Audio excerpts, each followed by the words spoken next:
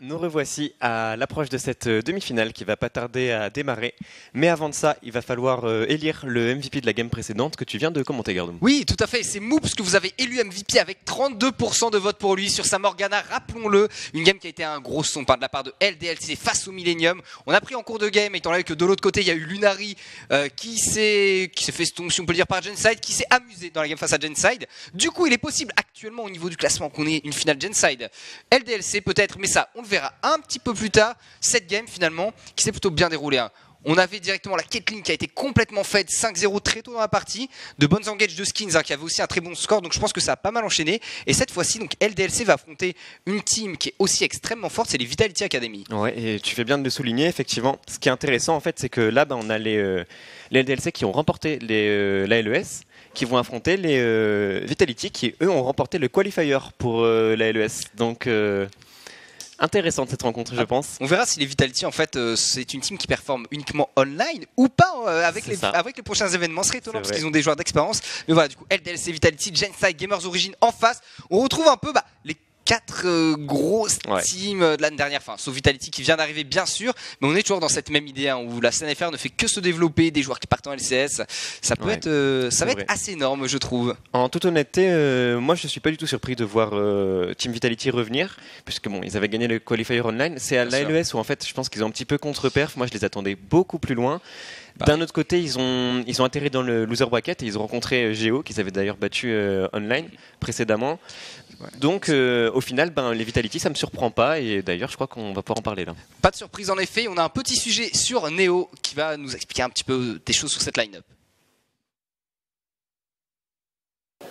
Alors la volonté de créer une équipe académie, c'était aujourd'hui, on a une présence sur le jeu League of Legends en Europe depuis quelques années. On a rejoint justement la scène console avec ce jeu-là, avec cette licence-là, et effectivement on a une équipe LCS depuis pas mal de temps. Et on était un petit peu frustré de ne pas avoir en fait de présence locale, étant donné qu'on reste quand même une équipe française. Donc aujourd'hui c'était une sorte de juste retour des choses pour nous de venir investir en fait notre propre territoire en fait. Et je pense que l'Open Tour de France était la bonne opportunité pour nous aujourd'hui de venir aider et de renforcer l'écosystème français. Les ambitions, elles sont saines et elles sont simples, c'est-à-dire qu'aujourd'hui on veut jouer la gagne, ça s'est mal passé sur cet événement, c'est des faits de jeu, ça fait partie de l'apprentissage, on reste modeste parce qu'on vient d'arriver sur la scène française, donc voilà. Mais on va pas non plus se cacher derrière ça en se disant que nos ambitions ont changé, on veut toujours gagner, donc le but c'est de rebondir, aller très vite, et ça sera l'occasion de le faire à la Gamer Assembly, je pense, et ça sera un très bel événement. Toutes les équipes dans la compétition sont bonnes. Je veux dire, elles sont là depuis des années et on le voit avec les titres qu'ils ont aussi eus. Voilà, aujourd'hui, il faut qu'on prenne la dimension des BO1, il faut qu'on prenne la dimension de cette structure, mais je pense que le travail de formation qu'a fait Gamers Origin, LDLC, ils ont des fondations qui sont stables et qui sont très bonnes. Voilà, nous, on a un petit peu de retard là-dessus, mais j'espère qu'on va le compenser et qu'on aura une belle et saine adversité ensemble. Ouais, effectivement, on a l'interview du joueur Vitality qui nous expliquait que il reconnaissait avoir contre-perf durant la LES, mais que c'est pas pour autant qu'ils vont baisser les bras, et ils maintiennent leur cap, ils maintiennent leurs objectifs, et entre autres qui est de rehausser ce niveau français via le LoL Open Tour. C'est ça, il parlait du coup des autres structures professionnelles actuelles, LDSC, Gamers Origin, qui ont officiellement le droit de faire des contrats de joueurs, donc Neo Manager qui nous parlait de tout ça, et on a aussi un petit sujet sur Shemek qui lui, ayant vécu les games, va pouvoir avoir un ressenti un peu différent par rapport au manager. On s'aime beaucoup, mais j'aimerais bien prendre en revanche à la GA, parce que là on vient de perdre, c'est un peu dur. Mais je pense qu'on va se relever pour la GA. Je pense pas, on va se relever pour la GA et essayer de les battre. Shemek qui revenait en fait sur la défaite dans le loser bracket face aux Gamers Origin, il disait au début, c'était coupé, que il s'aimait beaucoup. Effectivement, c'était son ancien coéquipier Tonnerre notamment, Shemek, qui avant d'évoluer au sein de cette line-up Team Vitality, il a passé du temps avec Gamers Origin et ils ont eu de très beaux résultats d'ailleurs précédemment. Bah, c'était globalement, objectivement, la meilleure équipe FR 2017 sur la plupart des tournois, bien sûr. Hein. Après, il y a eu des tournois où Millennium a fini premier, LDLC pareil, ça se talonnait beaucoup. Hein. Il y avait 3 équipes, chacune pouvait prendre des games aux autres. Ça fait un peu penser à la LCK, la scène française. C'est les équipes au tableau peuvent se prendre des games un petit peu partout. Et forcément, les Vitality qui ont une grosse équipe. Hein. On rappelle, on a Shemek au niveau de la top lane, NJ qui est dans la jungle et NJ qui était à la Rock School avant finalement. Donc, c'est un joueur qui a été placé. Ça se goupille pas mal. Au niveau de la duo lane, c'est Yuki et Dreams. Donc on a le quota de français, c'est des lanes qui sont extrêmement fortes. Et j'ai hâte de voir ce que ça va pouvoir donner. Face à LDLC, c'est une team qu'on connaît depuis longtemps. Maintenant, il y a eu un changement de carrière. Donc de Crony, on est passé à Comp. Ça a l'air de très bien marcher aussi. Et vous êtes 60% à penser que Vitality Academy va gagner. C'est pas one-sided du tout au niveau des votes. Et je pense que c'est tout à fait normal au vu du niveau des deux équipes. C'est clair, c'est visiblement les votes les plus serrés qu'on a eu de la journée, il me semble. Et oui, j'ai hâte de voir ce qui va être proposé là, ce niveau de jeu. Je me souviens que j'avais eu une réponse de Shemek en MP sur Twitter qui m'expliquait qu'après le Qualifier Online, qu'il était satisfait mais qu'il y avait encore des choses à développer, à améliorer au sein de cette toute jeune line-up. On a vu à la LES, entre guillemets, cette contre-perf. Et là, je pense qu'ils vont être bien remontés pour faire ce qualifier proprement. Il va falloir dérouler face à une équipe qui, comme tu le soulignais, a quand même des joueurs d'expérience, a quand même des arguments à faire valoir. Là, on est en demi-finale, il commence à y avoir du beau niveau.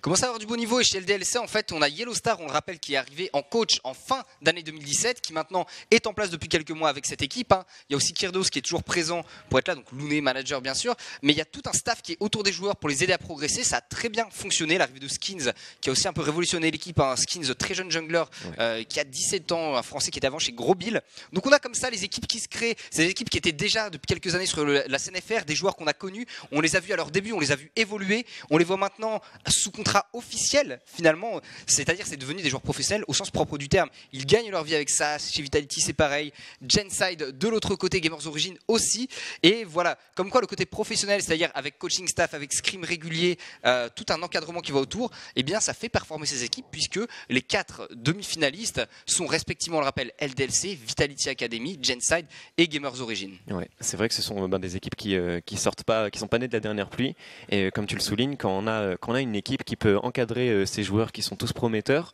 le terreau français, une fois qu'on l'arrose un petit peu, qu'on met un petit peu d'engrais, qu'on lui donne le temps de pousser, il pousse et il donne de très beaux résultats, de très belles surprises. On a vu, il n'y a qu'à voir le nombre de joueurs français qui intègrent petit à petit les rangs des joueurs LCS. Moi, je repense non sans émotion quand j'ai interviewé Hans Sama à l'époque, je crois que c'était à la GA, quand il évoluait au sein de l'équipe Millennium, et qu'il roulait sur toutes les LAN. Maintenant, aujourd'hui, il évolue en LCS, il est allé tenir tête à ASKT. Bon, j'espère que d'autres générations vont voir le jour grâce à cette compétition, et pour le moment ça semble quand même plutôt bien se présenter. Ça semble bien parti, et puis on peut aussi penser à Niski par exemple, Joko qui connaît la scène française, enfin on a pas mal de joueurs, Targamas aussi qui était chez Gamers Origin d'ailleurs et qui est maintenant chez les Giants, donc les joueurs ont très très bien évolué finalement, c'est voilà, de la scène française jusqu'au gros tournoi français, les LAN, les LCS maintenant, qui sait jusqu'où ils iront, et tu as parlé effectivement de Hansama qui allait jusqu'au World, c'est assez brillant, et la question que je me pose, moi, c'est au niveau de Vitality Academy, parce que cette équipe, on sait que les équipes Academy, après, parfois, les joueurs sont transférés dans les équipes main. Est-ce qu'on n'aurait pas à un moment peut-être un swap Cabo-Charchemec, des choses comme ça, ou alors, on sait que chez SKT, il y a 2 top laners. Il y a Untara et il y a Tal, des playstyles différents. Il y a pas mal d'équipes comme ça au niveau professionnel, LCS, LCK et autres, qui ont 2 joueurs pour chaque rôle, Fnatic afin aussi de changer les playstyles. Ouais, Fnatic aussi, hier, on a vu soit se faire remplacer, puisqu'ils étaient quand même bien sécurisés du haut de leur première place, et on a vu que Bwipo il a été quand même impressionnant. Donc peut-être que cette line-up Vitality Academy va avoir des belles places à récupérer au sein de la structure LCS. Au niveau LCS chez Vitality, c'est tout le mal qu'on leur souhaite, clairement, s'ils n'ont pas de meilleures offres. Mais en tout cas, la game qui devrait pas trop tarder à démarrer. Ouais, dans pas très longtemps. Et ce qui est intéressant, c'est sur Bwipo chez Fnatic, c'est qu'il a été coaché à l'époque par Mephisto qui est le coach actuel de la Rock School. Donc la Rock School qui a fait une contre-performance sur ce tournoi, mais voilà, l'équipe vient de se créer, donc c'est officiel. Hein. Maintenant, vous avez les 5 joueurs de la Rock School qui sont chacun des monstres dans leur rôle, notamment. Enfin, j'adore, moi, au niveau top jungle, c'est des joueurs que j'ai beaucoup suivi, Bendo et Asha. Ouais, et je pense que ça va faire des merveilles tout au long de cette année. Il y a de l'expérience maintenant côté Rock School, hein, pour former les joueurs. En tout cas, on arrive dans cette phase de draft. Camille, Olaf, Ban d'un côté, Sion, Rise de l'autre. Quoique non, Olaf peut être joué dans la jungle, ça veut dire beaucoup de top laners bannis, mais au final ce sont des bans relativement classiques, les bans sur Caitlyn et Xayah. Donc là, à mon avis, le focus va très vite être porté sur Varus. Et on propose un first pick Cassiopeia du côté Vitality. C'est quand même très osé parce que parce qu'on a énormément de réponses. Cassiopeia, moi je peux en parler des heures du champion. Sur la mid lane, c'est très vulnérable à tout ce qui a de la range, donc que ce soit du Azir, de la Orianna, ça peut vite être compliqué en fait. Ça peut rapidement être compliqué, même Victor aussi qui avait été déjà ressorti par Eika. On récupère côté LDLC maintenant la Tristana. On rappelle que Tristana s'est fait nerf, elle est maintenant à 525 de range, ce qui réduit un petit peu son early game. On a ban Xayah, on a ban Caitlyn. Donc là en termes de carry, il y a des forts, il y a potentiellement Ezreal, il y a la Kalista, on a quelques pics comme ça, Varus aussi. Varus qu'on attend, je pense aussi, mais finalement effectivement du côté LDLC, on porte son choix du côté de Tristana, donc le Varus sera finalement récupéré par cette composition Vitality. Et côté Vitality, on fait le choix de pick Sejuani après avoir vu le pick de Zac en face. C'est quand même intéressant. Et la réponse que j'attendais de Orianna face à cette Cassio, c'est quand même présomptueux ce first pick Cassio en blind. Ils doivent avoir un plan de jeu assez clair, les Vitality, parce que là, elle va pas s'amuser sur la phase de lane. Non, ça va être un petit peu compliqué. C'est intéressant la draft LDLC. En fait, le fait d'avoir récupéré le Zac et non pas la Sejuani, c'est tout simplement parce que Skarner est open. S'ils prenaient Sejuani, il y avait Skarner du côté des Vitality. Or, ils avaient besoin d'engage. Et Zac a l'avantage par rapport à Sejuani face à Skarner d'avoir son ultimate pour s'escape. Et c'est le point intéressant, c'est-à-dire que tu ne peux pas blind Sejuani quand Skarner en face. Alors, même si le win rate en théorie est à l'avantage de Sejuani, c'est un match-up très difficile. Le Zac lui est beaucoup plus tranquille. Dans la deuxième phase de ban, Alistar retire, on enlève des supports côté LDLC, là où en face côté Vitality, mais on cible la top lane. Ouais, effectivement, on cible la top lane avec ce ban GP. Pas de GP pour Dandan, je crois que c'est ce qu'il jouait sur la game précédente et ça a totalement porté ses fruits. Donc pas de game d'affilée sur les mêmes champions, ça c'est aussi un élément à prendre en compte mine de rien. Et moi j'aurais bien aimé voir le GP de Shemek qui a eu quand même une courbe de progression assez importante sur le champion. C'est vrai. Mais non, GP sera retiré de la partie. Finalement, on lock Taric et là c'est très bon pour les LDLC parce qu'on a le combo Zac-Taric de disponible. Cette capacité du coup à aller chercher un carry en face avec Let's Bones de Zac, le ramener, disposer de l'invincibilité de l'ultime de Taric pour annihiler cette cible sans être inquiété par le reste de la composition adverse. Donc un combo dévastateur qu'on commence à bien connaître. Il va falloir voir quelle sera la réponse du côté Vitality qui vient de lock Shogat. Le Kench pour protéger un peu ce Varus. On va faire attention, puisque si le Varus peut être protégé, bien il peut aussi Tam Kench emmener quelqu'un d'autre avec lui dans le Let's Bounce. Côté Vitality, je pense qu'on a largement le niveau pour gérer ça. Mais c'est intéressant. Donc on a deux hard tank. On a au niveau de l'engage, on a la chaîne de corruption qui peut être follow-up par la rupture, sachant qu'en face il y a une mobilité assez restreinte sur cette Orianna notamment. Et le dernier pick qui va être au niveau de la top lane pour les LDLC, on peut avoir un Trundle ici. Intéressant. C'est la réflexion que j'étais en train de me faire et voilà. C'est logique, c'est totalement logique. Je trouve que là, j'ai quand même le sentiment que les LDLC ont une bien meilleure draft. Ils ont bien mieux géré cette phase de draft, je pense, que leurs adversaires. On a du counter pick quasiment sur toutes les lanes. Mid counter pick, top counter pick, jungle counter pick. Ouais, c'est assez surprenant en fait. Et Vitality ont fait ça en connaissance de cause. Globalement, il faut de la draft. C'est comme s'ils avaient bait chacun des picks adverses. Ils avaient peut-être des stratégies pour jouer autour de cela. On rappelle que pour NJ, c'était une Sejuani. Et pour Yuki, on a un Varus. Donc côté Vitality, on a tout de même au niveau de la duo lane, une duo lane très forte avec le Varus qui va outpush normalement. Sur la mid lane, Abedagé qui doit se sentir très chaud dans la plupart des match-ups puisqu'il savait qu'il pouvait y avoir Orianna, qu'il pouvait y avoir Victor, Azir en face, peu importe. Il a choisi de prendre cette Cassio et ça c'est intéressant et je me demande si NJ n'a pas pour but en fait d'aller gêner Eika complètement pour mettre Abedagé bien. Et une fois qu'Abedagé est tranquille, eh bien ça pourrait être un gros tombeur au niveau des objectifs neutres mais aussi des tanks adverses. Ouais, effectivement, peut-être qu'on a pour dans la ligne de mire ces objectifs neutres, que ce soit les Drake, le héros de la faille, sur le plus long terme, le Baron Nashor. En tout cas, tu le soulignais, la seule lane qui est gagnante sur le papier, c'est la bot lane du côté des Vitality. Donc peut-être que le jeu va s'articuler autour de ce bot side et peut-être chercher à faire à stall la game et à faire un petit peu scale cette Cassio et que ce Shogat qui tienne tant bien que mal face à ce Trundle qui est réputé pour sa capacité d'anti-tank et de split pusher monstrueux en fait. C'est ça, et là je me demande un peu comment vont gérer les Vitality. Puisque au niveau de cette draft, on est parti dans la game d'ailleurs, on a en face Eika et Comp qui sont deux gros pics de la game. Cette Orianna, on rappelle, ça aura certes des dégâts assez restreints en mid-game, mais en late ça peut être un monstre Eika qui pourra complètement gêner la draft adverse, notamment dû au fait que Abedagé et Yuki jouent à peu près au même niveau en termes de range. Ouais, effectivement, et puis en fait on a une composition qui se veut quasiment indécentrique du côté des LDLC avec Taric qui peut pile la Tristana, lui proposer cette invincibilité. Elle peut disposer également des boucliers de Orianna pendant que le troll sur la top lane pourra proposer un split push efficace. C'est ça, normalement le speed push est complètement gagné du côté de Dandan. Même si on a vu des Sion qui tenaient des Trundle, on peut aussi voir des Shogat, ça peut passer aussi. Hein. Typiquement le stuff devrait être similaire, Bramble Vest, du linceul de glace, des Tabi Ninja. Et globalement, le Trundle ne tient plus forcément. Enfin, c'est un split qui est ok après pour chez Mec, ça va tenir très longtemps. Et on a un teamfight qui est exceptionnellement puissant côté Vitality. Oui, c'est vrai qu'ils ont quand même ce point fort dans leur draft, les Vitality, c'est que ils ont une rotation de CC potentielle assez importante avec beaucoup de frontline pour protéger ces deux carries, ces deux potentiellement hyper carries, parce que le late game de Cassiopeia il est quand même monstrueux. On rappelle, hein, elle ne peut pas acheter de bots, ce qui lui permet de bénéficier d'un item supplémentaire, et en very late game ça peut totalement faire la différence. Surtout maintenant avec le nouveau Rabadon, hein, on rappelle qu'il y a une cost efficiency augmentée, il coûte moins cher, il apporte 5% d'AP supplémentaire sur un perso comme Cassio, c'est du scaling assuré. Bien sûr, le premier dragon de la game qui va apparaître très bientôt, je suis un peu curieux de voir, parce que les dragons sont des objectifs qui sont complètement prioritaires dû à l'amélioration. Du dragon ancestral après.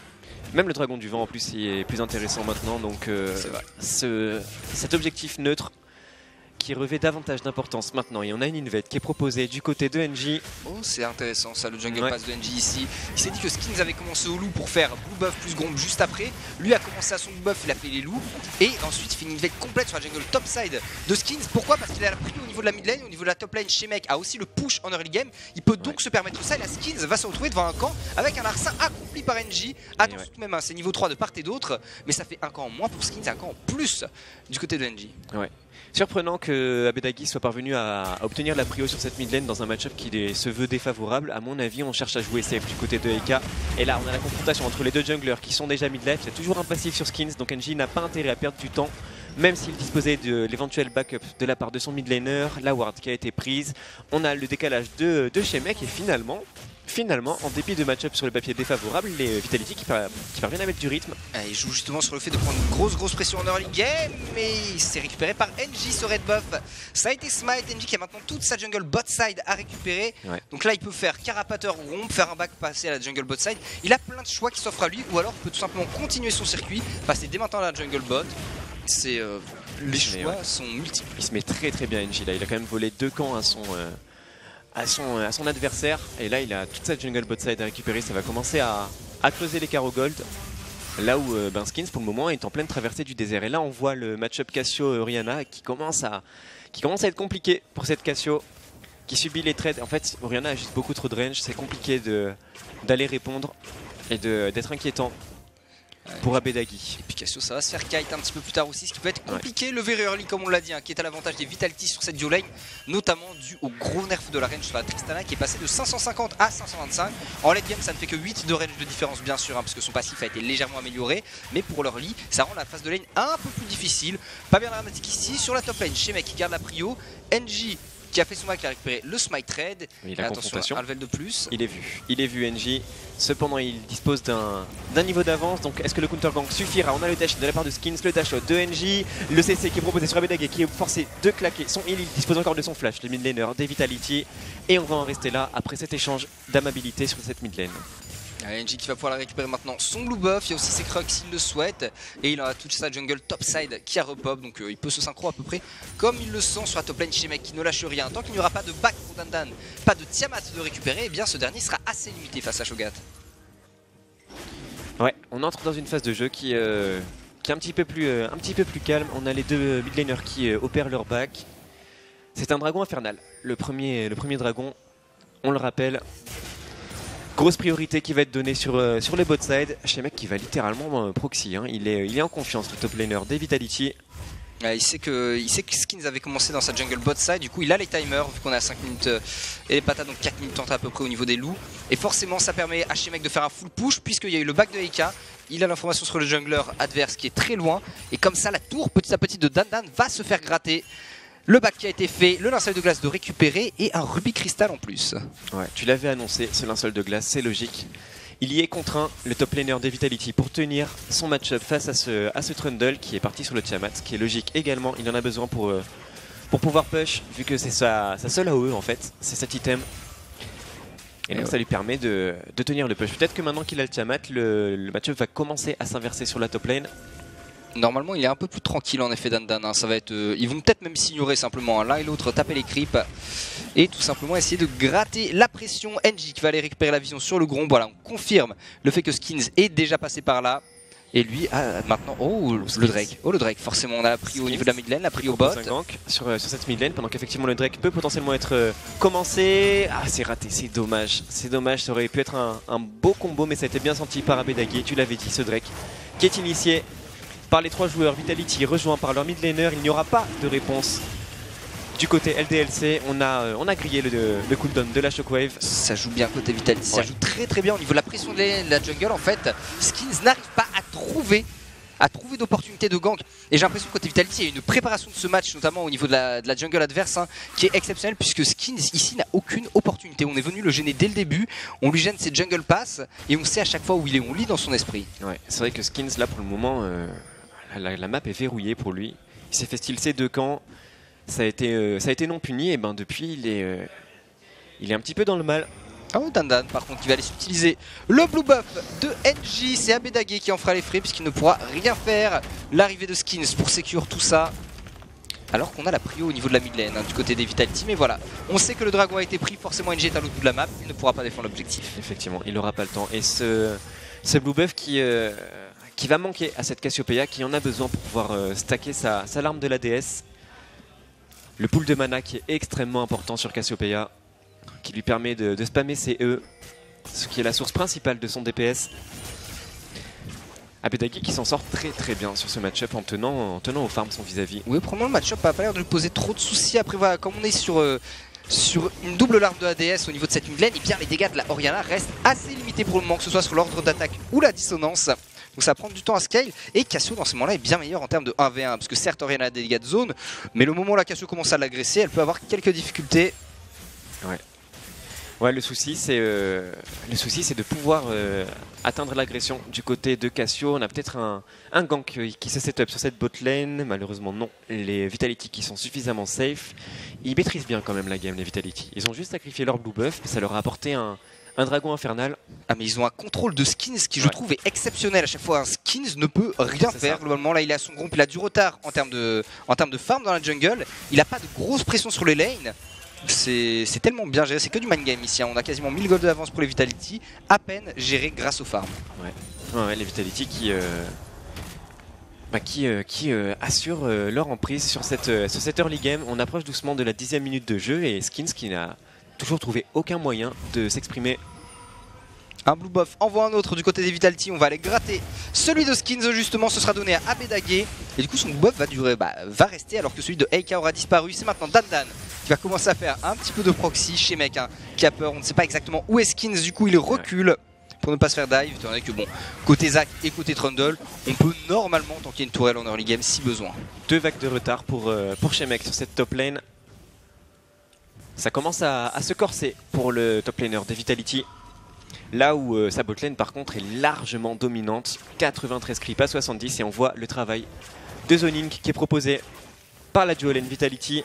Alors on l'avait dit, on avait dit qu'il y avait une duo lane qui gagnait, et il l'utilise parfaitement pour le moment. Il serait de bonne aloi en tout cas d'aller récupérer cette toile assez rapidement, parce qu'il y a le héros de la faille qui va pop. Ils vont être 4 là peut-être, non, je pensais que Cassiopeia allait rejoindre son jungler. Mais c'est un back qui est proposé par le midlaner des Vitality, et donc on disengage du côté de NJ. Et NJ qui a plus de farm que Skins, hein, mais Skins a un level d'avance tout de même face à lui. Shemek qui joue ultra safe. Il va perdre la tourelle Shemek, mais voilà, il craignait que Skins soit présent sur la top lane depuis tout à l'heure. Du coup il a pris aucun risque. Ça par contre ça apporte pas mal de gold au LDLC, et notamment à un Trundle qui ne fera pas les affaires des Vitality. Non, clairement pas, il va être compliqué à gérer ce Trundle en split push une fois qu'il aura son power spike. Et Shemek qui va devoir tenir coûte que coûte pour permettre au reste de sa composition de scale. On pense notamment à cette Cassio, à ce Varus qui a bientôt l'hémorragie de Ginzu. On en est proche, hein. Il a tous les premiers items. Ils en ont besoin de ce power spike en fait les Vitality pour essayer d'accélérer justement dessus. Attention à Abedagé ici, prend le trade, Skins qui est juste à côté, Abedagé qui prend pas trop de risques tout de même. La Shockwave qui touche cette fois-ci justement, et on va le ramener, le Let's Bounce qui n'est pas casse plus longtemps que ça. Abedagé qui tente le flash out pour essayer de s'échapper. L'arrivée de NJ en backup, la prison de glace, il faut arrêter là maintenant côté Vitality. Ouais, c'est bien exécuté du côté LDLC, on a Un bondage de la part de Skins. On a le sang-froid de Eika qui se retourne au moment de l'ulti de Cassio pour ne pas être stun. Et derrière, on force les 2 summoners sur le mid laner des Vitality.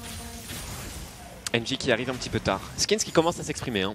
Skins qui commence justement effectivement à trouver les bonnes opportunités. Là, du côté de Vitality, on a perdu un peu de rythme et de lecture de jungle, peut-être. Toujours pas de Cinder Hulk terminé du côté de NG, là où Skins a déjà le sien. Et sur la top lane, c'est l'Hydrovoraz dans le main de Trundle. Ouais, c'est logique. Il part sur cet item pour lui assurer une énorme régène, du wave clear avec l'AOE. Et ensuite, on s'attend à ce qu'il parte plutôt sur un stuff full tank.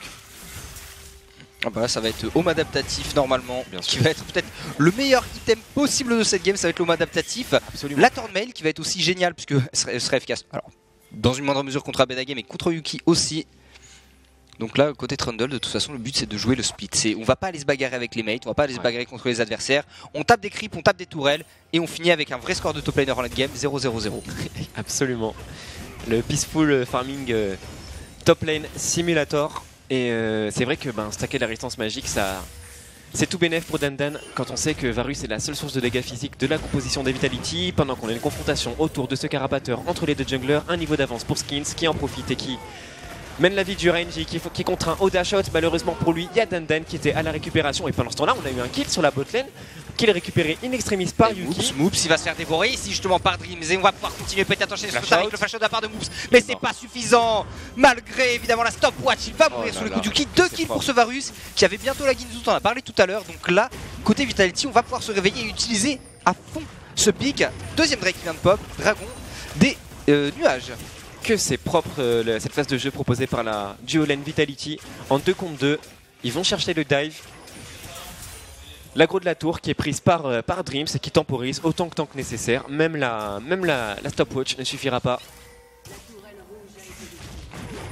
On va revoir le replay justement, hein, le kill qui a été fait au niveau de la bot lane, la duo lane des LDLC qui plie le genou face à la duo lane pour le moment des Vitality. C'est la draft qui veut ça bien sûr. Alors comment ça s'est produit? Ok, Comp ici qui est prêt à partir par Yuki, pas de soucis. Ah, il s'est fait attraper par l'échelle de corruption et mort avant le proc de lumière cosmique. Ça a été très mal géré ça. Ouais, le Rikin qui était un petit peu trop reculé par rapport à son Cariadé. Il y a eu une mésentente, je pense, dans le choix du positionnement de cette duo lane. Et ce first blood qui est récupéré sur Varus juste avant que Sejuani ne tombe sous les auto-attaques de Dan. Et ça fait le jeu des Vitality, c'est plutôt un bon point. Un peu de réussite là-dessus. C'est un bon point pour eux. Alors ils feront le swap lane normalement après avoir récupéré le dragon des nuages. Et une fois qu'ils feront ce swap lane, eh bien, il y aura le héros de la faille. Mais ce héros de la faille qui est déjà engagé justement par Dandan. On ne prend aucun risque côté LDLC. On va pas laisser des objectifs vivants, se disant que l'adversaire est au niveau de la botlane, hein, c'est le cas. NG qui est sur les Krug. Et tu parlais des dégâts côté Vitality. C'est vrai que le niveau dégâts physiques, à peine Yuki et encore un Varus, ça a à peine 60-65% de dégâts physiques, pas plus. Ça fait beaucoup de dégâts magiques aussi, Varus. En effet, peut-être un peu trop de dégâts magiques dans cette composition. Et Shemek il commence à accuser un gros retard en termes de farming. Trundle qui vient de récupérer le héros de la faille. Je sais pas si c'est Trundle ou si c'est Zac qui l'a pris. Toujours est-il qu'il est entre les mains de cette équipe LDLC. C'est le Zac qu'il a dans les poches. Il part top. Et ouais, là, instantanément, il n'y a pas de wave clear hein, du côté des Vitality sur la top lane. On a tous collapsé au niveau du bot side. La T2 qui va prendre énormément de dégâts. C'est un rush gold hein, du côté des LDLC. Et là où au niveau de la bot lane, c'est pareil. Côté Vitality, on se retrouve à 3 sous cette T2, mais il n'y a rien à faire. Ouais, là on a un cross map qui est intéressant, qui est en train de se mettre en place. Skins qui n'a pas besoin de forcer cette T2. Il sait que le héros de la faille et Dandan suffiront. Seconde tourelle récupérée sur la top lane par les LDLC. Shemek qui subit malgré un early game qui était honorable. Maintenant c'est terminé. Les temps ont changé et il va falloir que la réponse se fasse percutante du côté des Vitality sur ce bot side. Il va falloir répondre assez rapidement pour le coup. Hein. Peut-être un swap lane qui sera à mettre en place. En tout cas, NG qui est en train de faire le dragon. Pendant ce temps-là, le back de la duo lane des LDS et la duo lane Vitality qui devrait ensuite reculer aussi et aller compenser ses tourelles. Ouais. Les LDLC jouent bien la map pour le moment. On veut absolument gratter des goals, garder cette avance face aux Vitality, pouvoir scale. On l'a dit. Orianna, Trundle, Tristana, ça scale. Ouais, il faut scale, il faut que le temps passe, effectivement. Et côté Vitality, il faut récupérer des tourelles parce que là, top c'est compliqué quand même. Hein. 2 tours à la 15e minute sur la même lane. Ça va être un petit peu dur à gérer en effet au niveau de la pression. Est-ce qu'on aurait un gank sur la mid lane? Il y a les summoners qui sont disponibles sur Orianna. Je pensais éventuellement à une ulti de Dreams pour venir ganker, mais finalement non, on reste sur le bot side, Gardoum. Il va rester bot side, quoique c'est peut-être juste une récupération du blue buff. Ici, il y a le push qui est fait de la part des LDLC sur la bot lane. Yuki qui va commencer à se déplacer un petit peu au niveau du mid, étant donné qu'il y a eu Abedage, lui qui part bot lane. Ouais, finalement on envoie la duo lane sur cette voie du milieu pendant que Abedage part split push bot. Ça peut être pas mal Cassio en split push. La question c'est ça dépend contre quoi. Ça dépend contre quoi et surtout il n'y a pas de téléportation. Alors heureusement pour le moment il n'y a pas d'objectif neutre de toute façon à défendre, hein. Du coup on va pouvoir laisser Abedage farm tranquillement. Le point intéressant c'est d'avoir fait ce masque abyssal, il ne sera donc pas fait sur Shemek ni sur NJ mais sur la Cassiopeia. Ça permet de tenir la phase de lane, ça gère bien aussi les ganks face aux Zac. Et surtout bien comme on l'a dit, comme quasiment tout le monde fait une portion de dégâts magiques, voire uniquement des dégâts magiques, ça va apporter un très gros boost. Effectivement ça reste extrêmement intéressant.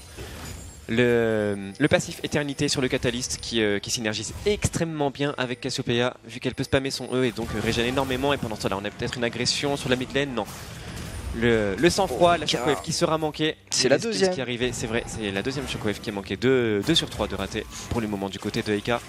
On te voit Eka ici, mais bon c'est pas grave, ça n'aura pas énormément d'impact si ce n'est que ça donne une grosse information pour les Vitality. Il n'y a pas de shockwave en face, on peut peut-être mettre de la grosse pression sur cette tourelle mid. D'autant qu'on a la téléportation de disponible sur Shemek. Ils sont 4 les joueurs Vitality sous cette T1 mid. Mais est-ce qu'on a les arguments pour aller la chercher? Est-ce qu'on peut partir sur un dive? On sait qu'il n'y a pas de shockwave sur cette Orianna. Et c'est dur à aller chercher, ils ont un petit peu peur quand même de la lumière cosmique, de Moops, du Let's Bounce, de Skins, ne sait-on jamais.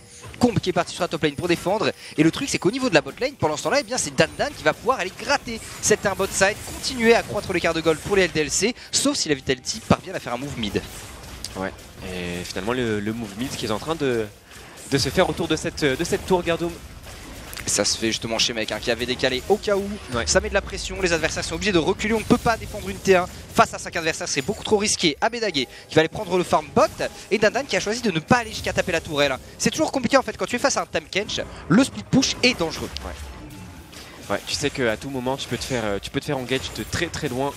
Et donc si tu veux pouvoir mettre en place un split push efficace, tu as besoin d'avoir beaucoup d'informations dans la jungle adverse, très très loin pour voir venir les choses. Et là, comme vous pouvez le constater, sur la partie basse de la map, il n'y a aucune vision en faveur des LDLC. La raison pour laquelle Dan ne s'est pas aventuré à aller gratter des auto-attaques sur cette T1. C'est logique et c'est avec prudence que les LDLC dévoilent leur jeu, déroulent leur jeu. Ouais, après les LDLC ils ont quand même, enfin pour moi Strandle c'est un excellent pick ici dans la draft. Bon, évidemment par rapport à la gestion de Shogat, mais pas que, c'est-à-dire que dans les teamfights, si teamfight il y a plus tard, eh bien le Pilar va tout simplement pouvoir ruiner la vie de la plupart des Vitality. Seul NG a un dash, les autres ne doivent se déplacer qu'à la souris tout simplement. Dans ces conditions là ce sera très compliqué pour eux de trouver les bonnes positions. Ouais, c'est vrai que ce Pilar peut vraiment retourner en fight à lui tout seul, en empêchant un des carry Vitality de mettre du DPS. Et on a une petite pause qui est proposée avant la 20e minute de jeu, mon cher Gardoum. Une égalité quasi parfaite au niveau des golds. 2 dragons par contre du côté des Vitality Academy, rappelons-le, dragon infernal et dragon des nuages. On va arriver bientôt au timing où le Nashor va pop, sauf que finalement côté Vitality on a un gros avantage pour ce Nashor si à un moment il est possible à faire. C'est tout simplement le Varus et cette Cassiopeia, 2 des meilleurs picks mono-cibles en tout cas en termes de DPS pour faire les objectifs du genre. Ouais, et il va falloir continuer de débloquer des objectifs neutres du côté Vitality parce que là, là sur la top lane, je crois qu'il y a 40 creeps d'avance. 40 sur le tunnel. Après la réponse se fait sur le bot side comme vous pouvez le constater avec ce Varus qui dispose lui aussi de 40 creeps d'avance sur son vis-à-vis, c'est ça 40 creeps sur la top lane. Donc au final ça s'équilibre, mais ouais ce pick Shogat qui pour le moment ne me convainc pas Gardoum. Non bah c'est assez compliqué hein. Le pick Shogat a servi alors à mettre la pression very early pour aller gêner Skins dans la jungle et servira plus tard dans les teamfights. Le truc c'est qu'il va falloir forcer les fights à un moment pour les Vitality et les 2 seuls engages disponibles ont tout de même une range limitée par rapport à celle des LDLC, c'est la prison de glace et la chaîne de corruption. Ouais c'est vrai. C'est vrai, quoique la prison de glace elle est quand même relativement intéressante, mais quand t'as un Zac, le combo Zac-Taric dont je parlais pendant la draft en face, c'est vrai que c'est probablement le combo d'engage le plus safe et le plus longue portée en fait, celui dont dispose cette équipe LDLC. À part une arrow de hache, effectivement, je suis complètement d'accord avec toi. Skins qui parviendra à s'échapper avec un slingshot. Mais dans la méta actuelle, je suis complètement d'accord. Le Zac entre son passif, son slingshot, son let's bounce qui permet de le ramener, on est plutôt tranquille. La trappe sort qui est en cours normalement du côté de Eika.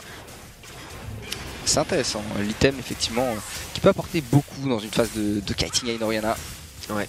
En fait, ça peut lui permettre de bénéficier d'un buff de move speed pour aller placer une shockwave rapidement et d'un stéroïde en termes de montant de puissance. pour mettre encore plus de dégâts. Les Vitality qui semblent vouloir créer du jeu sur ce top side. On est à 50 secondes de l'apparition du 3e dragon de la game. Oh, ou alors attends, Eka il fait peut-être un Morello. Parce que vu qu'il a pris les bottes de Péné magique, alors là on a déjà un bon power spike, parce qu'il a le Seraph Embrace qui est terminé, donc beaucoup d'AP, beaucoup de mana aussi.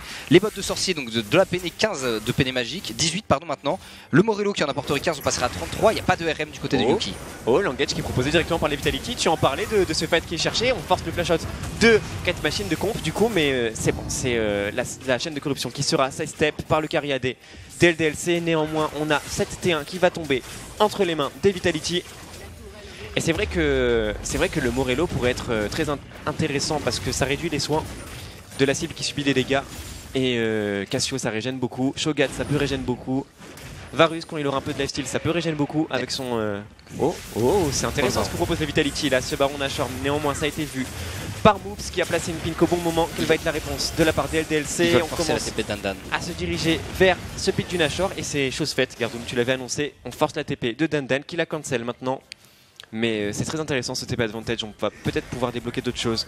Côté Vitality, bien que cette T1 tombe. Ça leur permettra au minimum en tout cas d'aller défendre cette botlane un peu plus facilement les Vitality. Le 3e dragon de la game qui vient de pop, 2e dragon des nuages. Rappelons-le, le dragon des nuages maintenant donne de la move speed en pourcentage et c'est triplé hors combat. Donc c'est extrêmement intéressant, bien plus qu'avant. Et sur une compo comme ça, qui ne peut que se déplacer, qui n'a pas de dash, je pense notamment à Cassio et à Varus, ça peut être très bon même si c'est gêné par le pilar. C'est bien, c'est très bien ce que propose les Vitality. Là on sait que Dandan est beaucoup trop loin, donc c'est un 54 potentiellement. Par contre il va falloir engager Vitality, il faut pas se laisser engager. Le flash out de Dream directement, il a pu sauter. Il a pas réussi, c'est compliqué. Le Let's Bounce justement, on va essayer de ramener derrière Shemek qui va sur l'épalement. Le dash IDC ça passera pas. Shemek le flash out, Yuki qui est parti, va se faire dévoiler directement par son allié Dandan en plein milieu de la mêlée. Est-ce qu'il peut le faire? Dandan, Shemek qui est un peu isolé. Et il va falloir peut-être que le fight ne dure pas trop longtemps du côté Vitality. Non, ça va 1 pour le moment. Et là on a qui est forcé au flash, le flash in de Yuki qui est extrêmement ballsy là-dessus parce qu'il se retrouve en 1 contre 2 maintenant Yuki, mais il a des dégâts monstrueux. Le flash in de Abedagi qui vient aider son carry AD directement. Double kill récupéré par Yuki. Et derrière on a l'ulti de Dreams qui vient ramener NJ également dans la partie. Et c'est pas mal du tout ce que propose les Vitality. C'est très bien, Skin qui va survivre. Abedagi qui n'a pas réussi à tuer les blobs de Skin, ça s'est joué à peu de choses. On a donc plus de passifs sur ce Zac. On a un Baron Nashor encore sur 3 personnes côté Vitality. Malheureusement pas sur ce Shogat, du coup on va pas pouvoir gérer le split, mais on a une draft qui permet d'aller dive. C'est-à-dire que là, il est temps de faire des bananes peut-être côté Vitality. Il est temps d'aller chercher ce 3e dragon. Et il est temps de forcer les adversaires à se recroqueviller dans leur base, dans lesquels il y a même 3 items sur Yuki, soit un très gros power spike. Il y a quand même quelque chose qui m'a surpris. Il me semble avoir vu, cool, on a le replay, on va pouvoir voir. Il me semble avoir vu Skins sauter à partir de la... D'accord, on reverra pas ça, c'est le teamfight qu'on voit. Et là on voit Shemek complètement esselé qui est contraint de mourir. Néanmoins son silence qui permet d'appliquer le bump derrière sur comp qui flash out en prenant un dernier coup critique de la part de Yuki. Et puis là Yuki il a peur de rien. Yuki va jusqu'au bout, il va tuer comp, ensuite il sait que Moops et Skins ne peuvent quasiment rien faire. Étant donné que Eka est un peu loin, le temps que Eka arrive, il y a la team qui est en backup. Good guy Red Buff ici qui fait quand même une bonne aide pour tuer Skins. Et là je suis un peu étonné que Abedagi n'ait pas réussi à tuer les blobs. En fait, ce qui est compliqué avec Cassio, c'est que tu as un DPS qui est extrêmement mono-cible. Dès lors, quand tu as 4 cibles qui sont excentrées comme ça, tu peux pas forcément... T'as pas le temps en fait de toutes les tomber avant qu'elles ne se rejoignent. Oui, c'est vrai qu'au niveau du dot à placer sur tout le monde, c'est peut-être un des rares pics qui est aussi mauvais pour tomber le passif de Zac. Je confirme. C'est très frustrant quand tu joues Cassio et que tu essaies de terminer un Zac et que tu es tout seul dessus. Les Vitality qui disposent de la main du Baron Nashor. On va voir ce qu'ils vont décider d'en faire pour rentabiliser ce Baron Powerplay. On dirait qu'on se dirige vers le top 7, cette T2 qui est déjà mid-life. Abedagi qui sait que sa team n'est pas loin. Et il n'y a pas de Bannon. Par contre, point intéressant, on a quand même gardé des minions dématérialiseurs de part et d'autre au cas où certains apparaîtraient. L'arrivée de NJ et Yuki sur le côté. Et on est obligé de laisser Shemek sur la bot lane. Même s'il a sa téléportation, Shemek ne peut laisser Dandan détruire toute sa base. Sauf qu'on n'a pas de Bannon non plus. Il y a un très bon clear du côté des LDLC. Et c'est difficile du coup à mettre en place côté Vitality. Attention justement, Comb qui est prêt à partir Yuki, est-ce qu'on peut s'approcher assez? Ça touche la chaîne de corruption. Comb qui ne peut strictement rien faire ici, qui va tomber sous les coups de Dreams. Les dégâts, ça c'est une très bonne opération qui est proposée par les Vitality. Et Shemek, comme tu soulignais, en fait là Shemek il a juste une seule mission, c'est tenir le split push. Il faut juste qu'il parvienne à wave clear face à Dandan. Le problème c'est que Dandan est en train de partir sur une banner of commands et quand il l'aura, Shogat va avoir du mal à tenir ce split push. Il n'y a pas grand monde qui est efficace pour tomber ça. Il y a un seul minion dématérialisé en plus. Ouais. Il y a le Varus et encore elle a comme beaucoup de dégâts magiques, mais ce sera le meilleur. Et le smite, voilà. Le truc c'est que tu ne peux pas envoyer Varus face à Dandan. Du coup il va falloir réussir à gérer ce Trundle et ce Trundle peut se gérer en speed grâce à Dreams notamment comme on a vu ici sur Comp. Il faut faire la même chose, traverser des abysses et tuer ce troll. Ouais, et un baron powerplay extrêmement bien rentabilisé du côté Vitality. 2 T2 qui viennent de tomber, un kill et également un solo kill sur Comp qui s'est fait catch par cette chaîne de corruption aux alentours du Drake et un troisième Drake qui va être récupéré dans la foulée. Troisième dragon, on va enchaîner, il y en aura un quatrième élémentaire en tout cas dans cette partie. Alors qu'est-ce que ce sera le dernier? Ce sera un nouveau vent. Ça fait quand même beaucoup, on sera à 6% de mobilité supplémentaire. On va commencer à courir vite. Hein. Oh, oui, avec des pics comme ça, Varus ne demande que ça, il a en plus des bottes de célérité. Alors les bottes de célérité donc, qui vont permettre d'ignorer en grande partie les ralentissements adverses. Et information de dernière minute, Gamers Origin a gagné contre Genside. Ouais, alors là c'est surprenant. Les Genside qui avaient fait une finale monstrueuse à la LES, et ben là qui viennent de perdre en demi-finale contre les Gamers Origin. Alors Gamers Origin d'ailleurs qui viennent, leur coach Dynep qui était présent depuis l'année dernière, qui n'est plus avec eux maintenant. Du coup ça risque, ça change un petit peu forcément quand on change de coaching staff, on verra bien les performances, en tout cas ça a l'air de marcher. Et dans cette game, donc je parlais des bots de célérité, c'est vrai qu'en face on a beaucoup de ralentissements, normalement les hard crowd control pourront être gênés par Dreams. Du coup pour le moment on essaie de se focus sur la mobilité, sur le fait de pouvoir DPS tranquillement pour Yuki. Ouais, Yuki qui semble vouloir partir sur un QSS, ouais. Beaucoup de résistance magique. Ah non, il a vendu cette cape de résistance magique et il part sur l'appel du bourreau. C'est intelligent, hein, cet appel du bourreau pour réduire la régénération de Zac et de Trundle et même les heals de Taric. Et dans une moindre mesure, le lifesteal de Tristana. Il y a plusieurs choses sur lesquelles appliquer ce debuff. Ah, on en parlait justement, le fait que Dandan va devoir gérer le split et que le meilleur moyen de le contrer ce sera d'amener que Dreams arrive avec une traversée des abysses. Et quoi de mieux évidemment pour tuer le Trundle que de nullifier, peut-être pas, mais réduire drastiquement sa capacité, sa résilience. C'est intéressant au niveau de la bot lane, je pense qu'il y a une bannière de commandement. Si Dandan est là, c'est que bot lane, chez Mec doit être en train de galérer avec ses auto-attaques pour taper le sbire. Là, il est en train d'aimer jouer à League of Legends chez Mec, c'est certain. Face à cette bannière of command, très certainement sur le bot side. Mais côté LDLC, certes, on a ce timing où chez Mec est occupé bot, mais on n'en fait rien. Pour le moment, on ne prend pas d'initiative, on attend un petit peu que ça se passe. 4000 gold d'avance en faveur des Vitality, qui s'en sortent très bien parce que la draft sur le papier, elle me semblait pas être la meilleure. Elle était difficile à mettre en place en fait, et pour le coup ça a bien fonctionné. On a Cassio qui a très bien scale, pas trop de soucis, et du coup c'est la team qui gagne cette game. Donc si c'est LDLC Gamers Origin, ça a été de grandes finales qu'on a vu beaucoup en 2017. Si c'est Vitality, c'est un peu le duel fratricide de Shemec face à son ancienne structure. Absolument. Donc dans les deux cas, il y a beaucoup à raconter. Absolument. Ils les ont battus pendant le Qualifier Online, les Vitality ont battu les Géos, ensuite ils se sont inclinés contre eux dans le loser bracket de la LES, et là ce serait, après une manche partout, ce serait la belle.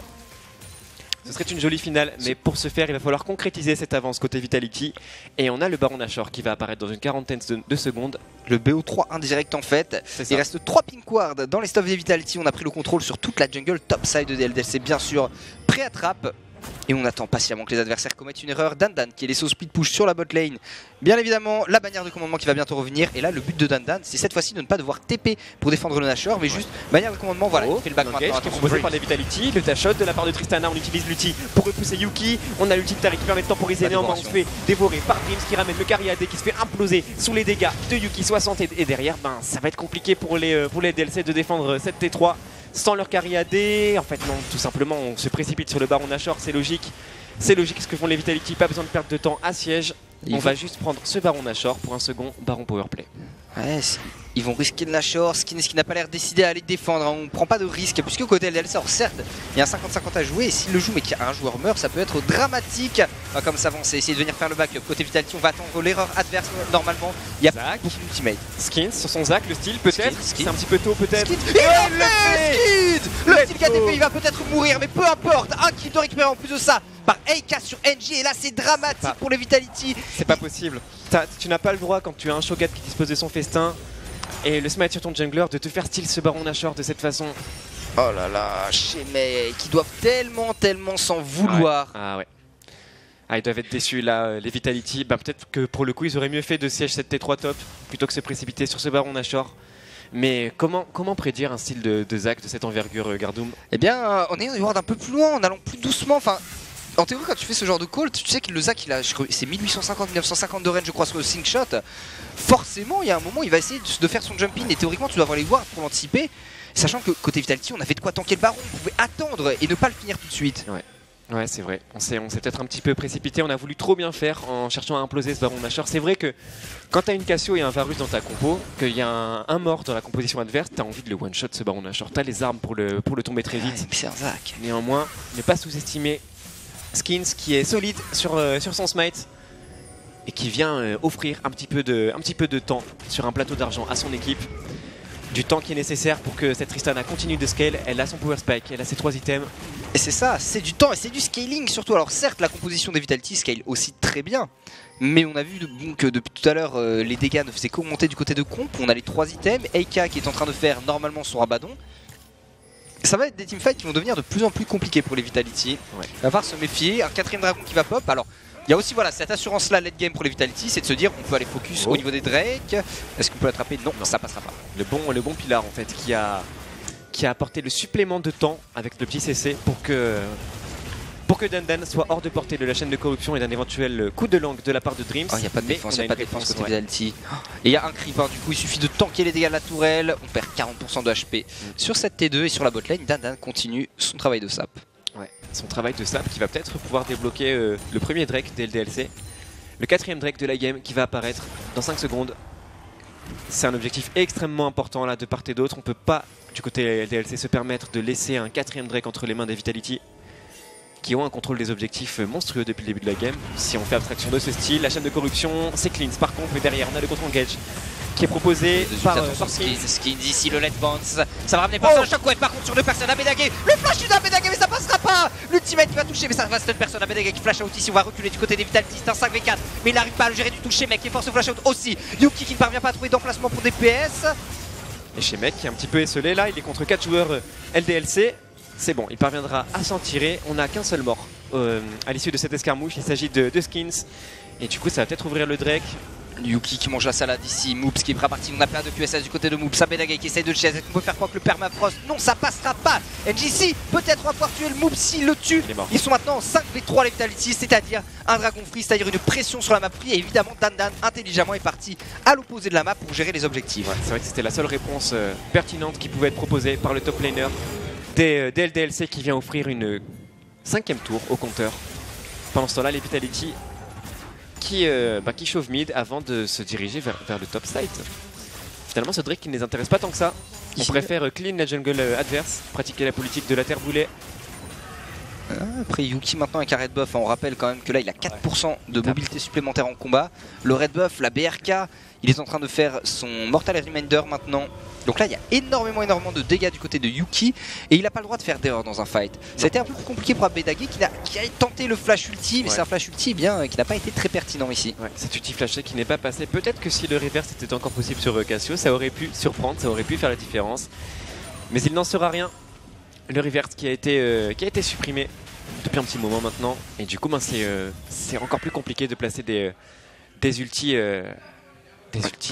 Clutch. Ça se place bien en counter engage en fait dans les ultis de Cassio. C'est ça. C'est à peu près tout. Attention ici, la fameuse ward qui a disparu. Il y a la pink qui est en train d'être clear par les Vitality. On va enfin se focus sur ce dragon. Et côté LDLC, ils n'arrêtent pas de jouer la map depuis tout à l'heure. Ils le font très bien avec Dandan. Les Vitality doivent absolument trouver des moyens de forcer les engages de fight. Ouais, et puis jusqu'à présent ils s'en sortent plutôt bien les Vitality. 4 dragons dont 3 du vent, ça fait beaucoup de move speed, vous le voyez. Ils arrivent vite sur cette mid lane, les Vitality. Abedagé extrêmement agressif dans son positionnement. Il faut chercher le teamfight là. Là ce que j'attends côté LDLC c'est Eika avec son rabadon. Une fois qu'il aura le rabadon, s'il touche 2 personnes comme tout à l'heure, les dégâts vont être monstrueux, attention tout de même. Là avec des Vitality sur le côté, la guarde juste de la part de Shemek, l'engage qui est en train de faire de la rupture, qui va toucher sur Dandan, va essayer d'attraper ce trône de la chaîne de corruption, mais il se heal. Ouais, on a pu flash out du côté de NG, on a eu peur de ce Zac alors qu'il était encore dans les airs. Et là on est un petit peu out of position du côté LDLC et on va tenter de le punir. Pour les Vitality, en allant gratter cette T3, est-ce qu'on tente un flanking? Non, on a le back de Dandan, ils sont 4 les joueurs LDLC. C'est compliqué. Les Vitality en ont conscience, ils l'ont vu back Dandan et du coup on va pouvoir gratter cette T3 qui prend de lourds dégâts. Elle est déjà mise là avec les auto-attaques de Yuki 60. Ils ne sont que 2 les joueurs LDLC à proposer une défense. La tour qui tombe. Est-ce qu'on va chercher à récupérer cet inhibiteur, Gardoum? C'est peut-être un peu compliqué là côté Vitality, on n'a pas d'ultimate du côté de NJ. Ce qui est intéressant chez Vitality, c'est les deux tanks qui ont deny la porte entre la porte de la base et du coup les LDLC ont dû faire le tour pour aller jusqu'à la top lane afin de revenir défendre le mid. Ouais, ils ont dû faire le grand tour. Ça leur a coûté cette première tourelle intérieure. 6 tours à 5 en faveur des Vitality. L'écart de gold qui est très restreint par contre. 2000 gold d'avance à ce moment de la partie, c'est rien. Par contre, il y a ces 4 dragons, pardon, 6% de mobilité en plus, 18 évidemment hors combat, même si c'est nerf après les 400, il y a tout de même un ratio décroissant. Et ce Baron Nashor, Glopo, dans 50 secondes. Ouais. Prochain point fort de cette rencontre. En demi-finale, opposant les LDLC au Vitality, c'est ce Baron Nashor qui apparaît dans une quarantaine de secondes. On a la téléportation sur Shemek, on a la téléportation sur Dandan. On va pouvoir initier ce Nashor Dancing avec tous les arguments nécessaires. Il faut récupérer la vision. Du côté des Vitality, il va falloir faire proc les brouilleurs tout simplement. Il n'y en a pas de disponible. Là normalement c'est un fight pour la vision côté Vitality. Normalement il y a eu le back des LDLC. Les Vitality doivent prendre toute l'information autour du nuage comme ils avaient fait tout à l'heure. C'est mettre énormément de wards dans la jungle top side de LDLC pour contrôler l'objectif. Ouais, les Vitality qui ont l'initiative pour la vision autour de ce Baron Nashor. 14 secondes avant qu'il n'apparaisse. Les LDLC qui sont un petit peu trop loin. Heureusement pour eux, ils ont récupéré ce carapateur, ça leur fait gagner un petit peu de temps. Est-ce qu'on va chercher un engage de la part des Vitality? On a la gloire du juste sur Shemek. Finalement, l'engage, il semble être proposé par les LDLC. Skins qui se positionne, qui va peut-être proposer un jump. Non, on n'y va pas. On les laisse s'en sortir pour le moment. Ça fait beaucoup de ressources sur Dandan là. Ouais. La prison de glace sur le Trundle. Enfin, il a perdu 0 HP. Beaucoup trop de heal proposé évidemment par ce pic. Et Dandan est en train de faire quoi là? On a un Négatron, peut-être un lithoplastron de gargouille. Ouais, ce serait logique en fait. Comme ça, il peut courir devant, mettre des piliers et être tout simplement intuable avec ce lithoplastron et son ulti. Côté Vitality, il faut se replacer pour défendre la mid lane. Shemek sur le côté, peut-être frontal engage. Bon, côté tankiness, de part et d'autre, on est plutôt bien. Ouais, c'est clair. C'est clair que là, on a des sacs de frappe des deux côtés. Le Baron Nashor qui trône dans son pit et qui attend. Il se fait courtiser par les deux équipes qui ne veulent pas perdre la pression au niveau de cette mid lane. Finalement, la pression elle est remportée par les Vitality. Pour le moment, les LDLC qui reculent. Ça se cherche, hein, les 5 joueurs des deux côtés. Même si on a les téléportations sur les solo laners, on reste tous mid. C'était une bonne info ça pour les Vitality. Pas de pilar du côté de Dandan, c'est-à-dire pas de gêne pour Abedagi Yuki dans le fight. Mais il n'y avait pas de quoi engage et c'est le problème des Vitality, c'est que les engages sont limités. Chaîne de corruption, prison de glace. Mais il faut absolument que les adversaires fassent une erreur de positionnement pour ça. Le trap qui est tenté. Oh. On s'en doute côté LDLC, néanmoins on s'est beaucoup committé la chaîne de corruption qui est proposée sur le jungler des LDLC forcé à l'ulti out et on disengage, ça n'ira pas plus loin pour le moment. Il faut quand même faire attention à cette bot lane qui est en train d'être push en faveur des Vitality. On a une énorme wave qui est en train de se stacker. Ouais, Eka qui prend le push au niveau de la mid lane par contre. Hein. Côté LDLC c'est ok, vous prenez le contrôle du baron, prend le contrôle de la mid lane et Shemek qui va tenter l'engage peut-être avec la gloire du juste. Dandan, lui trop plastron, non, il ne l'a pas encore et du coup ça suffira pas pour temporiser. Quoique on a quand même un kill qui est récupéré sur le support des LDLC et derrière ça commence à être compliqué pour les LDLC qui tentent de disengage. Dandan qui prend de lourds dégâts, il prend le stun, le flashing de la part de Drift qui applique le slow, le bump, ça va être un second kill qui va directement dans la poche de la composition des Vitality. Les LDLC, les joueurs LDLC qui ne sont plus que 3 pour contester cet hypothétique Baron Nashor. Ça va être compliqué là, ça sent le roussi. On rappelle que là sur le bot side, sur la top lane, ça push énormément en faveur des Vitality qui n'ont plus aucune chance de perdre ce Baron Nashor à moins d'un autre style de la part de Zach. Je pense qu'ils ont appris du précédent. Skins, il ne tente même pas ici. Il sait que s'il steal mais qu'il meurt, et bien le 5v4 serait complètement l'avantage des Vitality. C'est-à-dire que même sans Nashor, les Vitality, si tu skins parce qu'il veut voler le Baron, ils vont juste finir la game. Il n'y aura pas assez de tankiness du côté des LDLC pour survivre à un gros rush Vitality. Dans ces conditions-là, bon, on laisse le Baron Nashor, bien sûr, on va essayer de défendre à 5, peut-être de gérer la map. On a un Rabadon maintenant sur Eka, donc il y a de gros dégâts pareil du côté de Comp, mais en face, on n'est pas en reste. Ouais, Eka qui a compris que là, on arrivait à un point culminant de la game. Il est parti sur la potion, sur l'élixir de sorcellerie qui permet de booster un stéroïde de puissance en fait. Il sait que là, le prochain teamfight va être déterminant quant à la suite de cette game, quant au déroulement. Et il met toutes les chances de son côté. Et il a l'information, ce qu'il soit là, le brouilleur comme qui révèle. Est-ce qu'on peut l'attraper la chaîne de corruption qui touche le LS Bounce qui est envoyé. Du coup, on a un Zac qui maintenant est inefficient globalement pour le prochain fight. Dragon ancestral dans 20 secondes, un dragon ancestral avec 4 stacks, ça fera le 5ème. Ça va être compliqué. Alors, c'est le premier ancestral, c'est-à-dire c'est comme l'ancien, mais le deuxième serait Game Breaker. Ouais, les Vitality qui ont cette composition, tu l'avais souligné pendant la phase de draft, une composition quand même axée axé énormément autour de la prise de ces objectifs neutres et pour le moment, ils ont totalement respecté leur plan de jeu. Et donc ce stacking de Drake ancestraux serait la suite logique. Ouais, et ils en ont conscience. Puis bon, avec des dots, tu fais reproc. Attention, Skins qui est pas parti, il n'y a pas de let's go disponible. Le flash out qui est utilisé de la part de ce Zach Dandan qui a tenté le flanc ou au moins le pilar.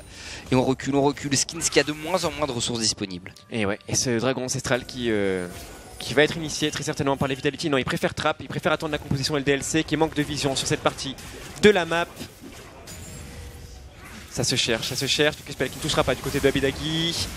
On kite, le pump sur 2 personnes proposé par Shemek, ça peut faire office d'engage. Là, ça commence à être compliqué pour les LDLC. Oh la shockwave monstrueuse proposée par le leader de LDLC. Le flash out de la part de Yuki, le flash out également du côté de Complet de Carrière qui n'ont plus de summoner. Mais derrière, on parvient à se repositionner avec des auto-attaques. Et là, ça commence à être la débandade du côté des LDLC qui perdent 2 joueurs. Oh, est-ce que ce serait pas le rush final peut-être? Parce que NJ va se heal avec la Warmog. Shemek qui fait un back, qui va choisir de TP au niveau de la bot lane. Maintenant, on met la pression un peu partout pour les Vitality. Ce dragon ancestral qui n'est même pas inquiété. Tandis que les 2 tanks des LDLC sont morts. Là, il suffit de rush la base adverse, du coup on accompagne les creeps et côté Vitality la victoire est normalement acquise, sauf qu'il y a de moves exceptionnels mais je vois pas comment pour les LDLC. Non, là c'est au moins 2 inhibiteurs qui tombent sans aucun problème pour les Vitality. 30 secondes avant que la frontline LDLC ne réapparaisse, on va peut-être même chercher à récupérer cette tourelle. Nexus, effectivement, c'est ce qu'on commence à faire chez Mec qui prend ses responsabilités, qui passe devant, qui prend un petit peu l'aggro des tours. La première tourelle du Nexus qui est mid-life, la défense héroïque qui va devoir être mise en place par les LDLC. Ils sont 3 les joueurs face aux 5 et derrière on a le dashing de NJ, le flash out de la Abedagi l'ultimate, L'Oréal la méduse qui va toucher directement Combe qui meurt, évidemment Dreams qui va venir sauver Abedagi les Vitality qui remporte cette game et qui se retrouve donc en finale globo face aux Gamers Origin. La finale fratricide que l'on attendait, la fin de ce BO3 en différé. Ça va être extrêmement intéressant. Une game pleine de surprises. Quand j'ai vu la draft des Vitality, j'étais en train de me dire mais à quoi pense-t-il? Et en fait, à quoi il pensait? C'était au contrôle de ses objectifs neutres et ça a totalement payé. Ça a bien payé effectivement, même pas de dragon ancestral à la fin et pourtant Skins qui a brillamment volé un Ashore, il a réussi à temporiser un petit peu cette game et le truc c'était de réussir à trouver des dégâts côté compo LDLC. Il fallait absolument que cette Tristana et cette Orianna parviennent à taper les adversaires et ils ont eu un petit peu de mal justement à se mettre en place. Les engages étaient forcés par les Vitality et ils avaient raison les Vitality. Il faut forcer les engages parce que sinon la team adverse engage mieux que toi globalement. Avec ce Zac Tariq, dans ces conditions-là, prends l'initiative et ça marche. Absolument. On a accès aux dégâts infligés et on voit logiquement le Varus qui a fait une game quand même monstrueuse. On se souvient très tôt dans la partie ce kill qui est récupéré, c'est 2 kills qui sont récupérés en 2 contre 2 purs. Ça finit même sous la tour adverse. Mais ça ne les arrête pas, cette duo lane des Vitality qui ont été quand même impériaux. Et le dernier teamfight quand même qui était plutôt close, on a les 2 Cariadés qui ont été contraints au flash, qui ont flash out tous les 2 en ayant très peu d'HP. Il aurait suffi que l'un des 2 meure et ça aurait pu vraiment inverser la tendance. Hein. Ça aurait pu poser problème, mais ce que j'ai beaucoup aimé en fait c'est la gestion des Vitality de la draft adverse. Ok, vous avez un Zac pour engage, on va juste focus le Zac. On focus une fois le Zac, il ulti out. On focus une deuxième fois le Zac, il flash out. On refocus le Zac, le passif de Zac est cramé, il essaie d'ulti au moment où il raise, il a pas eu le temps du tout. Et une fois que le Zac est mort, en fait, comme il n'y a plus de gros temps côté LDLC, à part peut-être la lumière cosmique, mais c'est à peu près tout, eh bien il n'y a pas grand chose à faire, le Trundle n'est pas suffisant, les Vitality peuvent donc rush le fight. Ouais, absolument, et avec la suite que l'on connaît. Tout à fait. Derrière. Victoire du coup, les Vitality qui vont pouvoir aller en finale face aux Gamers Origin ici. On va donc se quitter pour une petite page de publicité. Pensez pendant cette page à voter pour le MVP de la game, top, jungle, mid, carry AD ou support. A tout de suite.